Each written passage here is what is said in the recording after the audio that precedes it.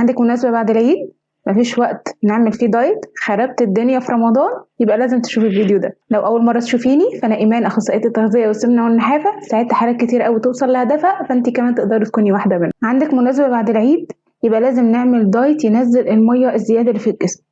الزياده بعد رباطه العيد مش بتكون زياده حقيقيه، هي بتكون زياده وهميه نتيجه احتباس الميه. كل جرام نشويات بناكله بيحبس قصاده 4 جرام ميه، فده ممكن يخلينا نزيد متوسط 2-3 كيلو مثلا.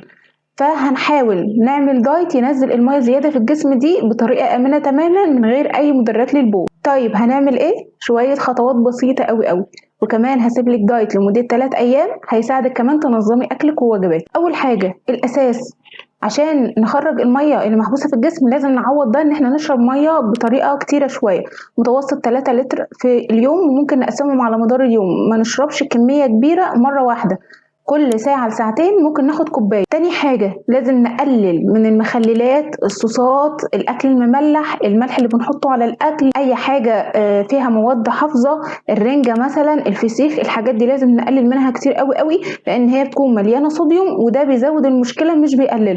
تالت حاجة نزود من الأكلات اللي فيها بوتاسيوم، احنا هنقلل صوديوم يبقى نزود بوتاسيوم، وده بيكون موجود في الخضروات الورقية زي الخس، الجرجير، البقدونس، الكرفس. رابع حاجة وده مهم قوي وصدقوني له نتيجة كويسة جدا، هنعمل مشروب الديتوكس، وده بيكون عبارة عن خيار وبقدونس وكرفس، ممكن نضربهم كلهم مع بعض في الخلاط او ممكن نقطع الخيار ونجيب البقدونس والكرفس اكياس جاهزه زي اللي موجوده في امتنان مع معلقه بذور شيا، وننقع الكلام ده كله مع بعض لمده ساعتين ونشرب منه على مدار اليوم في ال3 ايام بتوع الدايت. اخر خطوه لازم شويه رياضه، مش هقول رياضه عنيفه ولا اننا نهلك نفسنا بالساعه، لا، انا محتاجه شويه مشي سريع، نط الحبل، نطلع السلم وننزل كذا مره، شويه كارديو، نفتح فيديو كده من على اليوتيوب مثلا وكات هوم او اي حاجة بسيطة تحرق شوية وتساعد شوية ان حرقنا يظبط. وبس، هي دي بس الخطوات.